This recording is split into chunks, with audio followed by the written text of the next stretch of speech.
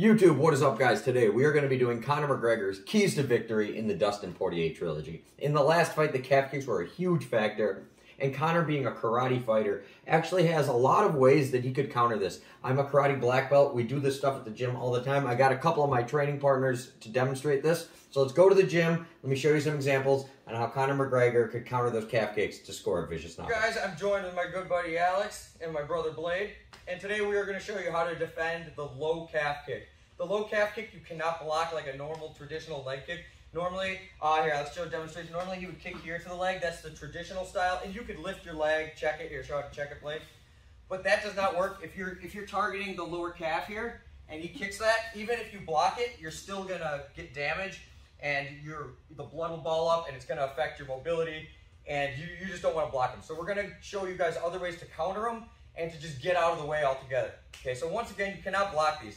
So first thing we could do is, say Alex throws it at Blade. Say Blade just tries to retreat back. He might get out of the way, but this is a little risky because even if he doesn't get out of the way, he's got all his weight on this leg. It's going to do more damage. So what I would prefer Blade did if he was just trying to get out of the way would be a stance shift retreat. So he's going to bring this leg and make it his back leg and get him completely out. And then he can also here do it again and show how you could counter now. If that makes Alex miss, he's going to make him overextend. Blade can attack him here. If he's wrestling, he could shoot a takedown. There's lots of options there. Okay, so if you're going to try to get out of the way, I recommend doing a stance shift retreat to make extra space and go from there. Okay, now let me show you. Blade, why don't you move a little bit more this way? Perfect. Okay, now Blade is going to show some counters he can do if Alex is throwing him. So first one is, if he's got enough room, he can actually stomp on the leg and try to hit it right about the thigh and stop the kick in his tracks. So he'll show how to do this. See, and this works really good for Blade because he's taller than Alex. So this is actually extra easy for Blade. So if you're a taller fighter, this is a good way to defend it. If you're a little shorter than the guy, not always the easiest, but definitely will work. Another thing that Blade can do is he can get his leg out of the way and come with either a snap kick to the face or, as we'll demonstrate here, a push kick to the stomach. So Alex throws the calf kick, Blade gets his leg out of the way and attacks with a strike of his own. Here, one more time, guys. Perfect. Okay, now, if your opponent is in this range, you're already in danger of calf kicks one way or another. So you've got to recognize them. The only way to make sure they don't happen is to crowd the guy and keep the guy moving backwards. It's hard to throw him moving backwards. You'll lose a lot of power.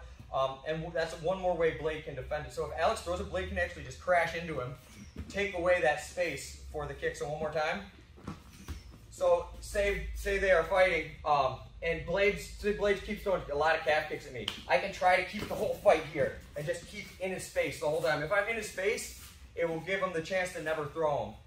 But it's impossible for the guy to never throw him. So you got to know how to defend them when they can't happen. So those are the three most basic ways to defend.